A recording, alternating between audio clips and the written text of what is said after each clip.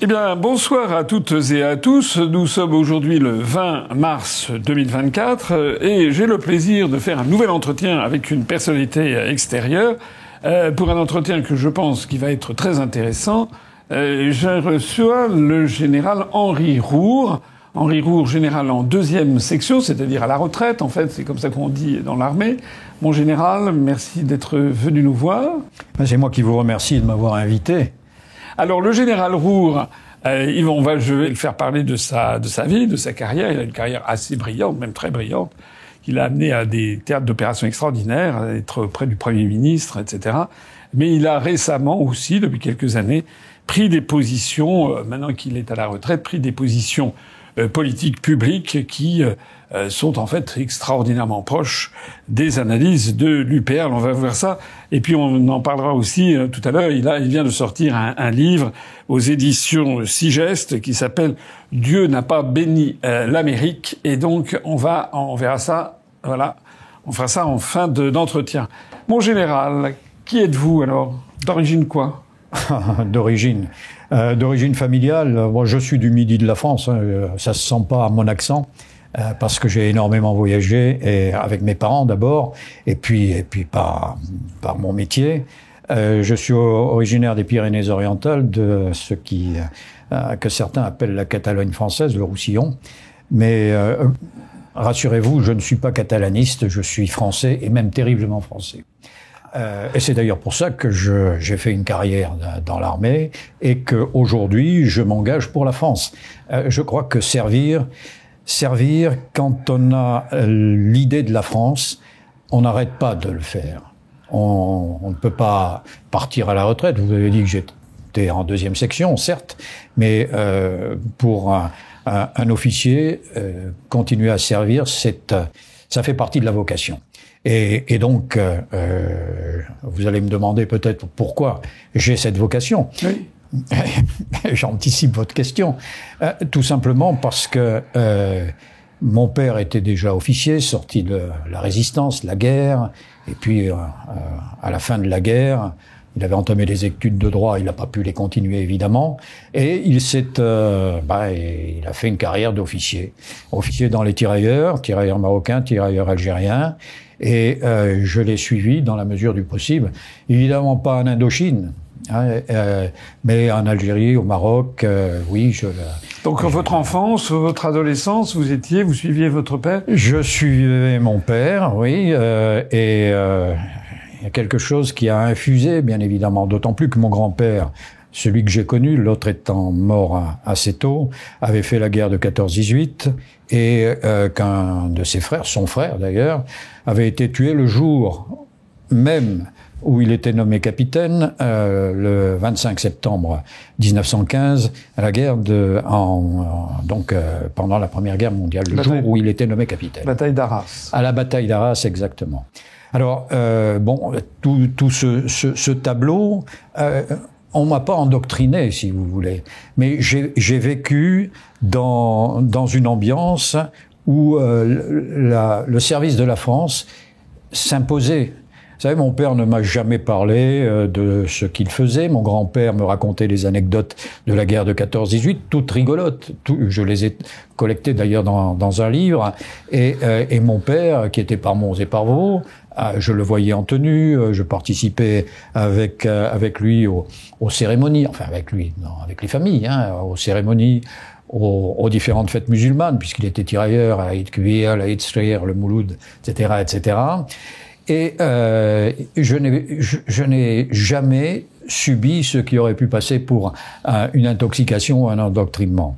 Vous étiez une famille de droite, une famille d'extrême droite, une famille de gauche, d'extrême gauche? Non, ni d'extrême droite ni d'extrême gauche. Mais ma famille est assez partagée, aussi bien du côté de mon père que du côté de ma mère. Du côté de mon père, il y a des gens qui une partie est protestante et l'autre catholique. Et j'ai même un sénateur-maire socialiste dans ma famille, dans la région de Nîmes, et qui a eu un fils avocat, qui lui était communiste. Vous vous rendez compte? Donc, mais patriote. Et ils ont servi, enfin, le fils a servi dans l'armée Salan, enfin, pas dans l'armée Salan, dans l'armée de Lattre, dont Salan était le chef d'état-major. Et c'était un cousin, lui aussi. Salan, le général Salan, qui a fait partie du Carteron des généraux. Voilà, c'est ça, c'est ça. Alors ça, c'est la parenté éloignée. Alors du côté de ma mère, c'était plutôt une famille, la bourgeoisie de province, très catholique, puisqu'il y a un prêtre et des religieuses. Mon grand-père était qualifié par ses ouvriers, il était de carli. Carli, en catalan, ça vient du carliste, il était qualifié de royaliste. Il n'était pas plus que ça, mais il était un homme de droite et lui aussi un patriote. Donc ce qui est commun aux deux branches de ma famille, c'est le patriotisme, c'est le service de la France. Donc vous vous engagez dans cette voie, vous entrez à Saint-Cyr. Oui. Vous en sortez bien? Oui, je pense en être sorti correctement. De mémoire, je suis sorti 13e et je vous le disais avant cet entretien, c'est le même rang de sortie que le général de Gaulle. Alors c'est amusant, mais ça n'a qu'une importance relative, bien sûr. Mais j'ai surtout pu choisir l'arme que je voulais, les troupes de marine. À l'époque, maintenant c'est à nouveau le cas, mais à l'époque, on choisissait les troupes de marine à la sortie de Cyr. Et pendant un temps, ça n'a pas été le cas. C'était le régiment que l'on choisissait en école d'application qui faisait l'arme. Donc je suis sorti dans les troupes de marine, et puis après je suis allé à l'école d'infanterie. Et à l'école d'infanterie, étant bien sorti, j'ai choisi les parachutistes et j'ai servi au premier régiment de parachutistes d'infanterie de marine à Bayonne. C'était très demandé, les parachutistes, parce que vous aviez quand même le profil du bon élève, de la grosse tête, quand même, non? Eh ben, alors là, là, vous m'étonnez, parce que c'est un peu en contradiction avec ce que l'on voit et ce que l'on fait quand on est bon, ou quand on a la chance de sortir dans la gerbe, on choisit ce type d'armes, ce type d'armes.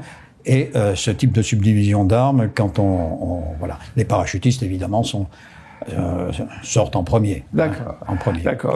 Quand on est apte, parce qu'il y a des conditions physiques, évidemment. D'accord. Donc vous n'avez pas conçu l'armée comme un travail dans des bureaux. Vous aviez envie d'aller. Alors je pense pas que les Saint-Cyriens, tout au moins dans leur période initiale, aient l'intention aujourd'hui encore, de servir dans les bureaux. Non, il y a une volonté de servir et de servir sur le terrain. De manière sportive. Vous avez été servi, si j'ose dire, parce que qu'est-ce que vous avez fait ensuite, alors? Oui, bon, j'ai fait de longs, enfin, je sais pas, parce que quand je regarde ma carrière, je suis, par rapport à certains camarades, je me sens un peu humble, parce que je n'ai pas fait tout ce qu'ils ont fait. Enfin, j'ai fait quelques petites actions. J'ai servi en Afrique. Comme capitaine, par exemple, j'ai monté au Sénégal l'école nationale des officiers d'active, qui est toujours en activité, si je puis dire, et qui reçoit maintenant des élèves officiers d'un peu partout en Afrique. J'ai servi à la Réunion dans ma première affectation outre-mer. Puis après, j'ai commandé les troupes françaises au Gabon et le 6e de marine, ce qui m'a amené à intervenir en Angola, au Congo. En Angola, voilà. C'était au moment des guerres d'indépendance. C'était au moment des oppositions entre Jonas Savimbi et Dos Santos. D'accord. Voilà. Et puis maintenant le temps est passé, on peut en parler. J'ai assuré, par exemple, la sécurité des plateformes d'Elf au large de l'Angola.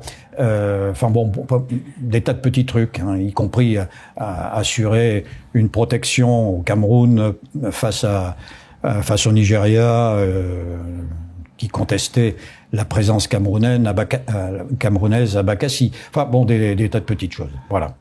D'accord. Donc vraiment, le terrain, vous étiez heureux en fait. Ah bah oui, mais je le suis encore. Mais là, c'était vraiment, ça correspondait à votre mais vocation. ça correspondait pleinement à ma vocation. Bon, j'ai pas fait la carrière de mon père, qui lui est passé de la guerre à la résistance à la guerre, puis à l'Indochine, puis à la deuxième campagne du Rif au Maroc, puis à l'Algérie. Mais quand même, j'ai pas à me plaindre. Alors ensuite, qu'est-ce qui vous est arrivé alors? Alors bon, ensuite, évidemment, on passe quand on a le profil et quand on a le cursus et que l'on a aussi la volonté. Je suis passé par l'école de guerre et donc un commandement de régiment, je viens d'en parler. Et puis, bien évidemment, là, le bureau, mais pas tout à fait le bureau comme on le conçoit, l'état-major. Et j'ai eu la chance, pendant 4 années, de m'occuper des relations internationales de nos armées avec, globalement, le monde du Sud. Ce qui m'a amené à voyager un peu partout et à assurer des missions très intéressantes de rétablissement de relations militaires, notamment avec le Vietnam, avec l'Afrique du Sud, avec d'autres pays, évidemment. Vous étiez rattaché au cabinet du Premier ministre? Non, c'était à l'état-major des armées. Et là, j'étais dans une division qui s'appelle division des relations extérieures, qui s'appelait maintenant, qui a peut-être un autre nom, qui n'existe peut-être même plus d'ailleurs. Mais à l'époque, c'était comme ça. Donc voilà, j'ai eu. Donc ça, c'est la partie la plus enthousiasmante. C'est la plus enthousiasmante. Bon, après, je suis allé commander aux Antilles, l'armée de terre, et là aussi, c'était agréable, mais c'était tout autre chose, évidemment. Voilà, grosso modo, ce qu'a été ma carrière, pour terminer, évidemment, avec, en tant que général, commandant une division de relations, qui était en relation avec nos forces en Afrique, et qui s'occupait aussi des effectifs dans la région parisienne. Voilà. Alors, depuis que vous êtes en 2e section, vous avez décidé de continuer à vous occuper, comme vous le disiez, on sert toute sa vie en fait. Et donc, j'allais dire un petit peu brutalement, parce que c'est ce qui intéresse nos auditeurs, mon général, qu'est-ce que vous pensez de la situation de la France aujourd'hui, premièrement? Et deuxième question, les sujets les plus brûlants, qu'est-ce que vous pensez de la volonté manifestée par le président de la République d'intervenir peut-être en envoyant des troupes en Ukraine? Alors là, vous me posez plusieurs questions. Bon, je ne fais pas ce qu'on appelle la politique politicienne. En revanche, je m'intéresse à la géopolitique et à la géostratégie. Et là, on est servi. Parce que ce qui se passe actuellement en Europe, l'Europe qui devait être théoriquement protégée de toute guerre, est confrontée à un conflit à ses limites nord, en Ukraine. Mais c'est pas la première guerre de haute intensité en Europe depuis la fin de la Seconde Guerre mondiale. Oui. On pourrait parler de la Yougoslavie, aussi de la dislocation de la Yougoslavie. Alors je fais d'ailleurs un rapprochement entre les deux. La dislocation de la Yougoslavie, le bombardement de la Syrie par les Américains, de la Serbie, c'est en quelque sorte les prémices de ce qui se passe en Ukraine. Il fallait abaisser la Russie, et ce qui se passe en Ukraine, c'est aussi, d'une certaine manière, à l'origine, une tentative menée par la CIA, mais aujourd'hui on le sait, et les États-Unis, et l'OTAN, mais l'OTAN c'est le bras armé des États-Unis, d'abaisser la Russie, voire, c'est ce qui était dans les intentions premières, de disloquer la Russie. On voulait, les Américains avaient imaginé, vous savez, il y a des concepteurs de la c'est pas moi qu'il faut le dire, de la géopolitique états-unienne, et ça remonte à loin. Mais il y a bon, je passe là-dessus, mais vous le savez, il y avait une volonté de disloquer la Russie que les Américains considéraient comme l'héritière de l'URSS. Elle l'est d'une certaine manière, mais avec un abandon de l'idéologie communiste et une volonté de se rapprocher de l'Europe. C'était ça. Et le danger était aussi là pour les États-Unis de voir une Russie se rapprocher des pays européens. au plan économique, au plan politique, etc. C'est ce qu'a essayé de faire Vladimir Poutine dans les débuts. C'est exactement ça lorsqu'il participait au G7+1, au G8. Hein, et donc disloquer la Russie en une Russie d'Europe, grosso modo, qui aurait été vaincue, donc malléable, et puis 2 ou 3 territoires en Asie centrale, en Sibérie, qui auraient été des protectorats américains. Le but étant évidemment d'encadrer l'ennemi futur des États-Unis, qui est déjà l'ennemi présent, mais enfin pas de manière aussi exacerbée, la Chine. La Chine, avec la ceinture maritime au sud, la 7e flotte, et puis le Japon, enfin, les alliés anglo-saxons, Australie, Nouvelle-Zélande, la Corée du Sud, et Taïwan, évidemment, qui est le prétexte à cette querelle qui monte entre les États-Unis et la Chine. Et donc, avec ces 2 ou 3 protectorats états-uniens, il est évident que la Chine se trouvait à la fois face à une menace maritime et face à une menace terrestre. Voilà comment je fais l'analyse de l'Ukraine. Alors le déclenchement, maintenant on le sait. Hein, vous savez, quand on regarde les choses, on peut prendre un événement brut. Et à ce moment-là, on devient un idéologue parce qu'on ne va pas à la racine des événements. Si on regarde l'événement déclenchant de cette guerre, c'est évidemment l'entrée en guerre de la Russie, enfin en guerre, une opération militaire spéciale de la Russie dans l'est de l'Ukraine. Ça, c'est le 24 février 2022. Tout à fait, c'est ça. Mais pourquoi? Comment ça s'est fait? Pourquoi les Russes sont entrés dans cette zone russe et russophone et peuplée de Russes, en tout cas favorable à la Russie? Pourquoi? Eh bien, si vous regardez, c'est une affaire qui remonte à 2012-2014, avec la manipulation des gouvernements successifs d'Ukraine, les manigances de la CIA, d'un personnage qui vient de démissionner, Victoria Nuland, qui a agi, secrétaire d'État, secrétaire d'État américaine, bien sûr, adjointe.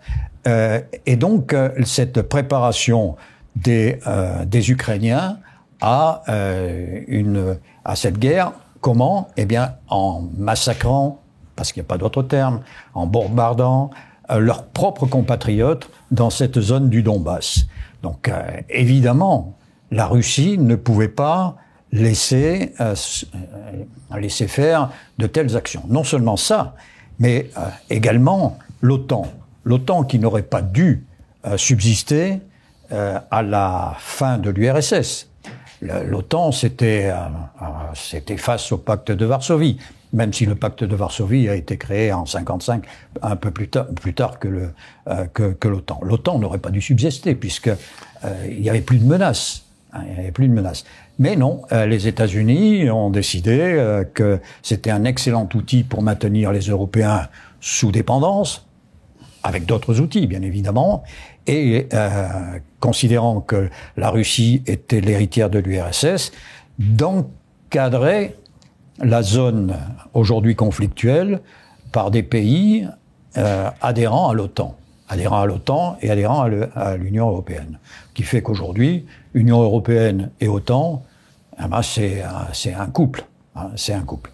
Voilà. Donc, si on ne regarde pas l'origine du conflit, évidemment, on peut dire que Poutine est un agresseur, mais qui a voulu qu'il agresse? Vous savez, je fais toujours, quand on me pose cette question, allusion à la dépêche d'Ems. La dépêche d'Ems, donc en 1870, qui a été à l'origine du conflit entre la Prusse et la France. Qui est à l'origine du conflit? C'est évidemment Napoléon III qui a déclaré la guerre à la Prusse, à Bismarck et au roi de Prusse. Eh bien, si vous analysez, il y a eu une manipulation voulue, une dépêche qui était tout à fait pacifique de la part du roi, que Bismarck a totalement manipulé, ce qui fait que Napoléon III n'a pas eu d'autre solution que d'entrer en guerre contre la Prusse. Et Bismarck avait un intérêt, et l'intérêt c'était d'assimiler l'Allemagne du Sud pour en faire l'empire allemand contre lequel nous nous battrons en 1914-1918. Alors je bois vos paroles, mon général, parce que je dis la même chose que vous. En fait, j'ai fait une réunion publique où je parlais de ça aussi. Bismarck avait dit qu'il allait agiter le chiffon rouge devant le taureau français. Et donc il l'avait fait délibérément, et il avait dit Napoléon III est une grande incompétence méconnue. C'était un type très intelligent, mais redoutablement intelligent, alors que Napoléon III était tombé même dans le panneau, parce qu'il y avait une différence de préparation. L'armée française avait, à part le chasse-peau qui était son avantage, le fusil, l'armée française avait 250 000 hommes et encore, alors que l'armée prussienne qui avait fait les batailles du Danemark de 1864, de Sadova de 1866, était suréquipée, 500 000 hommes qui venaient d'avoir remporté bataille sur bataille. Absolument, elle était préparée. Et en plus, l'état-major, il n'y avait pas que Bismarck, il y avait Moltke, etc., qui étaient des gens très intelligents. Alors que nous, on avait Napoléon III, et puis il y avait un type qui disait que on était prêt jusqu'au bouton de guêtre, c'était ça. Oui, absolument, c'est ça. Est-ce que vous ne croyez pas qu'aujourd'hui, nous sommes dans une situation Macron est parallèle. Une grande incompétence méconnue. Alors, est-ce que celui qui agite le chiffon rouge, d'ailleurs, qui est peut-être moins la Russie que les États-Unis d'Amérique, qui agite le chiffon rouge devant le taureau français? Alors, vous savez, moi, je vais pas juger le président de la République parce que je vous l'ai dit, je fais pas de politique politicienne, mais je constate les faits. Je constate les faits. Nous avons une armée qui est excellente. C'est probablement une des meilleures armées du monde. C'est pas parce que je suis officier français que je le dis. C'est d'autres officiers étrangers qui le disent. Cela dit, l'armée française. L'armée française. D'autres officiers étrangers à l'armée française. Cela dit, c'est une armée qui a maintenu des capacités dans tous les domaines, et on dit qu'elle est échantillonnaire. Elle a surtout été faite pour répondre à des situations extérieures, à des situations d'OPEX, opérations extérieures. Elle est très apte à rétablir la paix, à maintenir, à séparer des belligérants, à faire des interventions. Elle l'a montré au Mali, elle l'a montré auparavant dans d'autres pays. Mais elle n'est plus, depuis la chute du mur de Berlin, et plus précisément depuis la dislocation du pacte de Varsovie, donc les années 90-91, elle n'est plus du tout une armée de haute intensité. Ce que l'on appelle la haute intensité aujourd'hui, c'est ce que l'on vit en Ukraine. Je suis convaincu que si nous avions les moyens, nous serions à la hauteur d'événements de ce type qui sont, à mon avis, peu probables, mais cela demanderait du temps. On ne peut pas, du jour au lendemain, refaire une armée de blindés, avec des drones, avec une artillerie. Elle est magnifique, notre artillerie, mais elle n'est pas suffisante, avec des lance-roquettes multiples, avec tout ça, avec le système informatique et électronique nécessaire. Il faut du temps, même si on accélère la production de tous ces matériels, ça n'est pas du jour au lendemain. Donc, il est très difficile de jouer là-dessus. Alors, vous allez me dire, mais il y a la bombe nucléaire, la bombe atomique. La France, c'est une des puissances nucléaires majeures, mais cette bombe ne peut être dissuasive que si elle assure la protection des intérêts français, c'est-à-dire d'un pays souverain. Elle ne peut pas, sinon elle n'est plus dissuasive, elle ne peut pas assurer la protection d'autres pays. C'est incompatible. Ça serait paradoxal. La dissuasion nucléaire ne peut assurer que la protection des intérêts français et surtout du territoire national. Donc nous n'avons pas dans une opération qui ne serait pas la nôtre l'utilité de l'armement nucléaire. Sauf si évidemment nous étions directement menacés, ce qui pourrait être le cas. Mais en l'occurrence, En l'occurrence, personne ne nous menace. Ah, alors ça, c'est une grande question. Mais on va revenir. Mais en matière de matériel, on a beaucoup parlé des canons César. On parle beaucoup. Je crois que les avions d'assaut sont parmi les meilleurs au monde. Le Rafale est probablement le meilleur avion au monde. Le Rafale est sans doute le meilleur avion du monde. On a cette réputation. J'ai vu d'ailleurs qu'on est devenu les deuxièmes exportateurs mondiaux d'armement. Je ne sais pas s'il faut s'en féliciter ou le regretter. Il faut s'en féliciter, en tout cas pour l'industrie d'armement, pour les emplois qu'il y a. Si nous ne vendions pas notre armement, nous ne pourrions pas équiper notre armée. Voilà.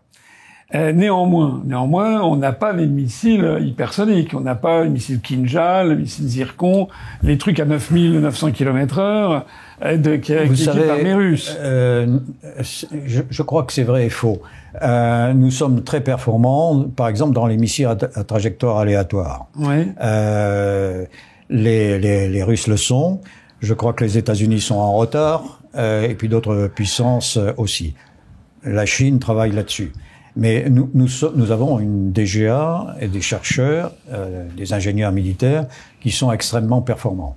Ce qui participe aussi au respect que l'armée française suscite à l'étranger. Bon, elle a peut-être pas les effectifs, elle a peut-être pas la quantité nécessaire, mais elle a une technologie, des moyens technologiques remarquables. Mais vous n'avez pas répondu sur ma question sur les missiles hypervéloces. À 10 000 km/h quand même. Oui, mais on travaille là-dessus. C'est vrai que, alors là, face aux États-Unis, si on imagine un conflit direct entre qu'à Dieu ne plaise, et puis surtout la logique, on y reviendra peut-être, ne le veut pas, mais c'est vrai que des missiles hypervéloces, ça met New York, Washington, toutes les villes d'Amérique, enfin des États-Unis d'Amérique, à portée immédiate et quasiment instantanée de missiles russes. Et la France aussi, à partir de la base de Kaliningrad, par exemple. Par exemple. Et par ailleurs, les missiles antimissiles, les SS-400 russes, ils sont super performants. On dit qu'ils ont plusieurs dizaines d'années, 10 ans d'avance. Ça fait partie de l'intox aussi. Hein. L'intox russe. Oui, l'intox est réciproque. Un peu partout, on fait de l'intox. C'est normal et ça fait partie aussi de la dissuasion. C'est pas seulement nucléaire, c'est aussi la qualité de l'armement, c'est aussi la volonté, c'est aussi un certain nombre de facteurs. Non, je pense que nous avons on a des retards, par exemple, dans les drones. On a des retards aussi dans les missiles antimissiles. C'est vrai, c'est vrai. Mais dans d'autres domaines, on a des qualités qui nous sont enviées par d'autres. Bon, je fais la défense de l'armée française, c'est un peu normal, allez-vous me dire. Mais je pense que si nous étions engagés dans un conflit aujourd'hui, nous n'avons pas les capacités suffisantes pour durer. Et c'est vrai qu'on n'a qu'une semaine de munitions? Alors là, vous abordez un vaste problème. C'est vrai que il y a une nécessité de retour à la souveraineté. Nous n'avons plus de production, par exemple, de munitions de 5,56. Vous vous rendez compte? Supposez qu'Israël fabrique des munitions de 5,56. Est-ce que vous croyez et que nous ayons besoin de ces munitions maintenant? Vous croyez qu'Israël va nous en vendre? Donc, c'est un exemple, hein, évidemment. Ça n'est pas la réalité. Mais quand vous avez, des pièces détachées qui sont construites à l'étranger, croyez-vous que ça n'engage pas notre souveraineté ou notre capacité à durer? Donc, il y a, pour la défense, à moins que l'on change totalement de paradigme, une nécessité de souveraineté. Mais est-ce que c'est pas incompatible avec notre appartenance à l'OTAN qui nous force à morceler entre les nations des programmes de telle sorte que chacun fasse une partie d'un tout et qu'on ne soit pas capable d'avoir une totale autonomie et indépendance dans la fabrication de nos propres matériels militaires? Vous savez mon avis, hein, j'ai écrit là-dessus. Je crois que la réintégration dans la partie intégrée de l'Alliance, hein, dans l'OTAN, a été une très mauvaise chose pour nous. Alors, pour que les gens comprennent bien ce que vous dites, la décision prise par Nicolas Sarkozy en 2009, 2010, par là. Oui, ça doit être ça. En fait, réintégrer le commandement militaire intégré de l'OTAN. Alors, on a eu un commandement anecdotique en récompense, mais c'est pas le commandement le plus intéressant. On est subordonné à un officier général américain, parce que l'OTAN est toujours dirigée par un Américain. Quelle surprise! Eh ben, ça vous étonne, moi non. 44 ans, nous avons passé, depuis la décision du général de Gaulle de quitter l'OTAN, et il s'est d'ailleurs adressé, non pas au secrétaire général de l'OTAN à l'époque, mais au président des États-Unis. Sa lettre en disant, bon, la France, hop. Ben oui, parce que moi, vous savez que nous, on propose la sortie de l'OTAN. D'ailleurs, de Gaulle avait dit, lorsque le communisme s'effondrera, l'OTAN devra disparaître. Alors c'est ce qui aurait dû se passer, l'Alliance Atlantique. Et pour sortir de l'OTAN, c'est l'article 13 du traité du 4 avril 49, donc le traité de l'Atlantique Nord. Et la sortie de l'OTAN se fait automatiquement. Il suffit que l'État qui sort prévienne le gouvernement des États-Unis d'Amérique, et donc on en sort un an après, jour pour jour. C'est ce que je vous disais. Donc le secrétariat de ce traité, au moins ça a le mérite d'être clair, c'est le gouvernement des États-Unis. C'est exactement ce que je dis. Hein. Donc Sarkozy le président Sarkozy nous a réintégrés dans la partie militaire de l'Alliance. Nous avions passé 44 ans en dehors de l'Alliance, et tout s'était très bien passé. On avait de bonnes relations avec les puissances otaniennes, mais on n'avait pas besoin, pour nos opérations en Afrique, d'être dépendant d'un commandement étranger. On avait parfois besoin d'avions, on avait parfois besoin de renseignements, mais on échangeait. On obtenait ce qui nous était nécessaire. Il n'y avait nullement besoin de réintégrer l'OTAN. Ça, c'est idéologique, cette réintégration. Et cette réintégration va de pair, à mon avis, avec cette espèce de comment dire, j'allais dire de collusion, mais c'est pas le terme approprié, entre l'OTAN et l'UE. L'UE, c'est je suis désolé de le dire, mais c'est en contradiction avec une défense souveraine. Hein.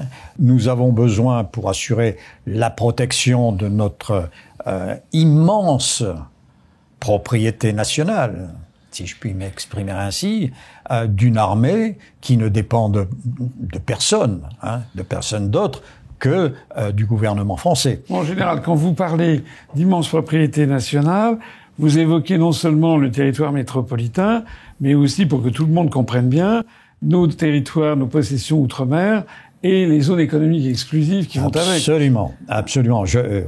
Voilà, on se suit tout à fait l'un l'autre. J'ai l'habitude de parler de la France d'ensemble, de l'archipel France. C'est d'ailleurs assez curieux, assez étonnant que nos hommes politiques ne voient que la partie européenne de la France. La France est de tous les continents. Elle est de tous les continents, et ce sont les départements, territoires ou régions-territoires d'outre-mer qui lui apportent sa dimension mondiale. Je m'explique. Grâce à ces départements ou régions, départements d'outre-mer ou territoires, nous avons un peu plus de 11 millions de kilomètres carrés de zones économiques exclusives. C'est la propriété de la France, on peut y faire ce qu'on veut. C'est à nous. Ça nous a été donné lors des accords de Montego Bay, et depuis un an et demi, 2 ans, ce territoire a été élargi parce qu'on s'est aperçu que les plateaux continentaux allaient un peu plus loin. Et donc, nous sommes aujourd'hui la première puissance maritime au monde devant les États-Unis. Hein, devant les États-Unis, puis la Chine. Eh bien, qui le sait, ça? Ah, mais, enfin, je bois vos paroles, mon général, parce qu'on est d'accord sur tout. Mais effectivement, en France, on est quand même un pays où dès qu'il y aurait un motif de fierté nationale, il est toujours systématiquement passé à la trappe et caché. Eh bien oui, donc c'est pas mal de le savoir. Nous avons nous sommes le pays qui a la plus grande zone économique exclusive au monde, devant les États-Unis. Donc ça veut dire qu'on peut notamment dans le futur, exploiter les nodules polymétalliques, des hydrocarbures, des choses comme ça. Oui, bien sûr, pas seulement bon, il y a évidemment les richesses halieutiques, mais ça, il y en a un peu partout. Les holothuries pour les Chinois. Oui, par exemple. Mais il y a surtout 13% des réserves de pétrole et à peu près 25% des réserves de gaz non découvertes ou non exploitées qui se trouvent sous les océans. Et nous en avons. Il y a, vous parliez des nodules polymétalliques qui recèlent toutes sortes de métaux. Il y a des terres rares. Et Dieu sait si dans les industries d'avenir qui vont vers le spatial, vers les transmissions, vers l'intelligence artificielle, nous allons avoir besoin de ces terres rares. Mais pour l'instant, nous laissons faire la Chine et nous laissons faire les États-Unis. Voilà, je crois qu'il y a une vision étriquée de la part de nos gouvernants sur la dimension de la France. Donc, vous seriez demain ministre de la Défense. Parmi vos priorités budgétaires, il y aurait augmentation, notamment, de tout ce qui est matériel, armement, qui permettrait d'avoir une meilleure surveillance de notre zone économique. Alors, c'est une nécessité. Si nous voulons nous intéresser à nos richesses, à nos ressources, à nos intérêts, il y a quand même 1,8 million à 2 millions de Français qui vivent dans ces territoires. Et si nous additionnons les terres immergées, c'est pas 550 000 km², c'est 650. Il y a près de 100 000 km² qui nous sont apportés par toutes ces terres. La Guyane, par exemple. La Guyane, c'est la superficie de l'Autriche. Alors pour les Français, ça parle peut-être davantage, l'Autriche, que leur département d'Amérique. Hein, parce que c'est un département d'Amérique, on est sur continent Monsieur américain. Macron, je croyais que c'était une île. Je crois, mais enfin bon, il avait peut-être pas lu l'histoire de France non plus. Vous faites un peu de politique politicienne. Oui, je vous prie de m'excuser. Donc je reviens là-dessus. C'est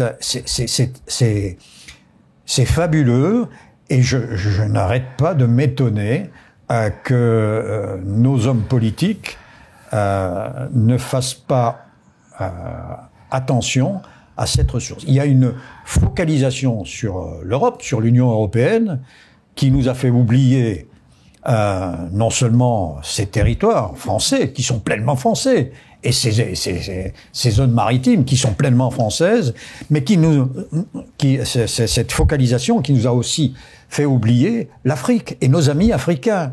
Bon, je vais souvent en Afrique. Hein, j'ai servi longtemps, toujours avec plaisir. J'ai énormément d'amis africains qui ne comprennent pas cette politique qui est menée et qui est d'une certaine manière un abandon. Alors on a discrédité nos hommes politiques, surtout français, ont discrédité la France-Afrique. Mais je rappelle que le mot France-Afrique, c'est pas un ministre de la coopération qui l'a inventé, c'est pas un premier ministre ou un président de la République, hein. C'est Houphouët-Boigny qui l'a inventé, la France-Afrique. Le président de Côte d'Ivoire. Président de Côte d'Ivoire, feu président de la Côte d'Ivoire. Eh bien, l'esprit France-Afrique, même s'il est mal vu d'en parler en France, il existe toujours. J'ai énormément d'amis africains, je vous en parlais hors micro, mais tous s'étonnent de ce lâchage, parce qu'il n'y a pas d'autre terme, de cette relation avec l'Afrique au profit d'une relation, à mon avis, sans avenir, avec l'Union européenne, et derrière l'Union européenne, avec les États-Unis d'Amérique. C'est-à-dire que derrière le mot France-Afrique, il y a des gens qui critiquent l'aspect parfois paternaliste et néocolonial qu'il peut y avoir. Vous savez, il y avait un ministère qui s'appelait le ministère de la coopération. On en était venu à une idée de coopération réciproque. Et c'est certain qu'aujourd'hui, alors qu'il faut faire face à l'immigration, il serait judicieux, il serait intelligent, il serait utile, y compris pour la France, de contribuer au développement des pays africains, plutôt que de verser de l'argent sans fond dans des entreprises européennes qui ne nous rapporteront strictement rien. Ou à l'Ukraine. J'y faisais allusion en filigrane. On est d'accord encore une fois de réorienter profondément notre aide vers les pays d'Afrique, surtout de la francophonie. Mais bien sûr. Qui sont porteurs de notre parlons de la francophonie. On a eu il y a quelque temps l'inauguration de la Maison de la Francophonie à Villers-Cotterêts. À Villers-Cotterêts, oui. Oui. Bon, ça a été un peu contraint et forcé de la part des autorités françaises. Mais il faut savoir, et là je m'appuie sur les études d'Ilyes Zouari, qui est un homme remarquable, un spécialiste, oui, oui. Il y a quand même près de 500 millions de francophones dans le monde. On dit 150, c'est faux. Moi j'avais le chiffre de 350 millions. C'est plus que ça, c'est 500 millions de francophones. Et quand on dit francophone, c'est des gens qui parlent véritablement le français.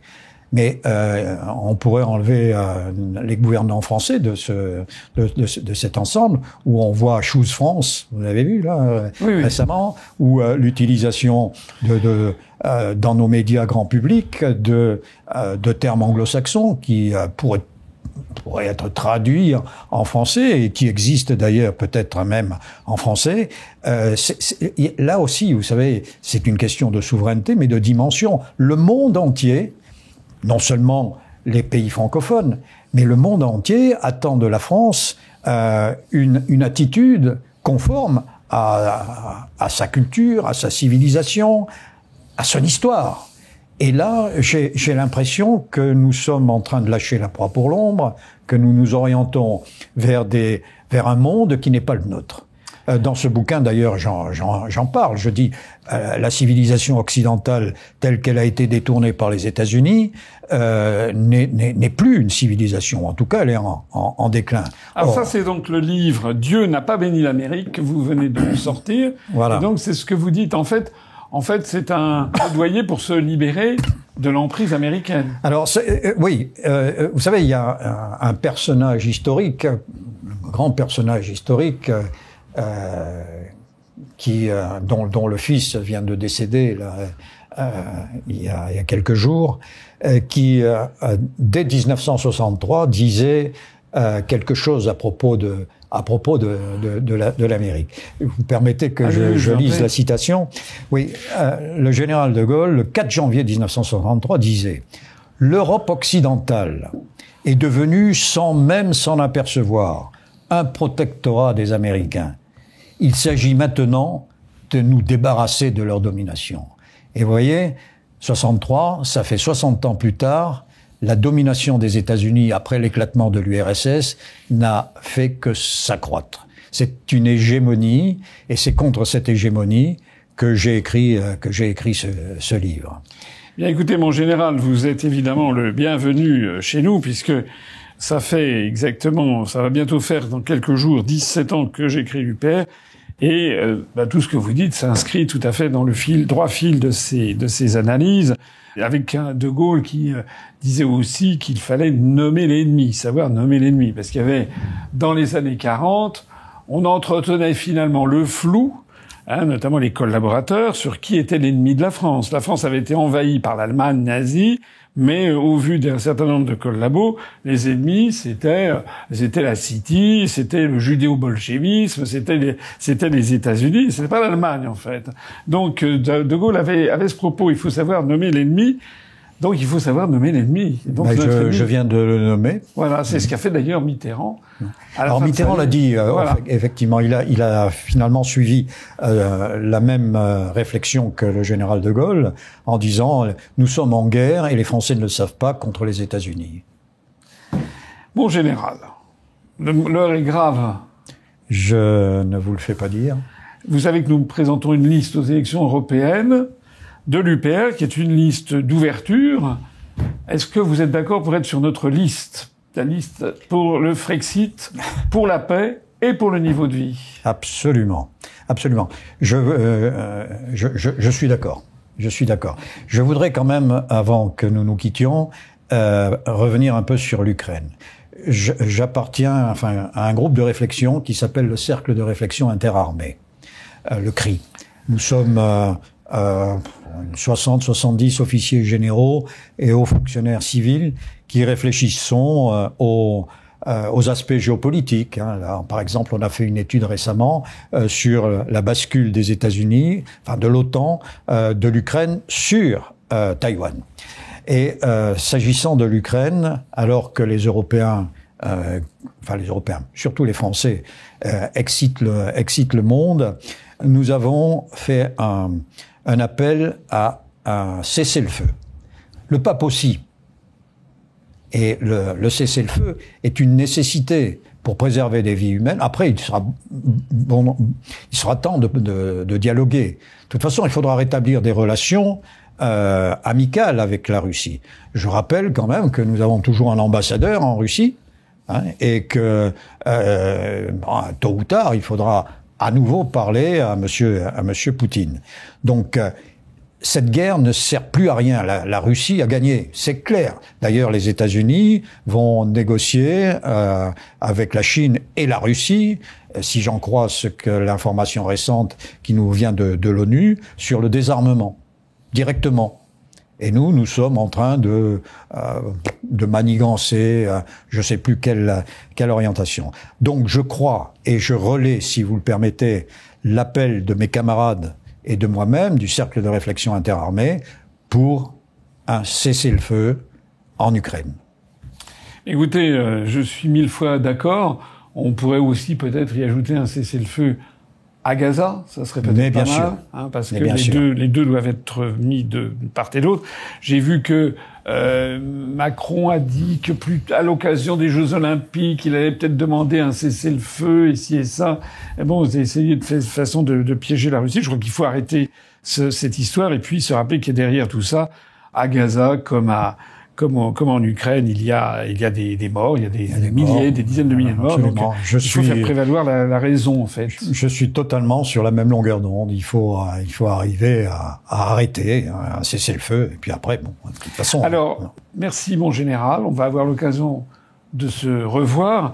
Je rappelle donc à tous ceux qui s'intéressent, donc Dieu n'a pas béni l'Amérique, hein, sur la destinée manifeste, sur Monroe, sur la façon dont les États-Unis progressivement ont établi leur hégémonie mondiale. Je voudrais donc remercier le général Henri Roure, de l'accord qu'il vient de nous donner en direct pour être présent sur notre liste pour les élections européennes. C'est un premier ralliement. Il va y en avoir d'autres. Ne vous inquiétez pas. Je lance ici un appel à vraiment tous ceux qui aiment la France. Voilà. La France, comme disait De Gaulle, elle n'est ni de droite ni de gauche. Ça m'a plu, mon général, ce que vous avez dit sur votre propre famille, puisqu'on a vu que vous étiez, même si vous êtes plutôt de droite, il y avait en fait des gens un petit peu dans tous les horizons dans votre famille. On aura bientôt l'occasion de recevoir, j'aurai bientôt l'occasion de recevoir quelqu'un qui est marqué à gauche, qui va nous rallier. Il faut absolument, à l'occasion de ces élections européennes, vraiment changer complètement l'affaire. Il faut vraiment envoyer un message fondamental. Il faut se mobiliser absolument pour notre liste. Hein, comme disait De Gaulle, la France n'est ni de droite ni de gauche. La France, c'est d'abord et avant tout sa souveraineté nationale. Si on continue comme ça, on est en train de détruire le pays. Merci, mon général, pour ces propos qui nous donnent plein d'espoir et pour votre ralliement. On vous mettra en place éligible. Voilà. Merci, Président. Merci beaucoup.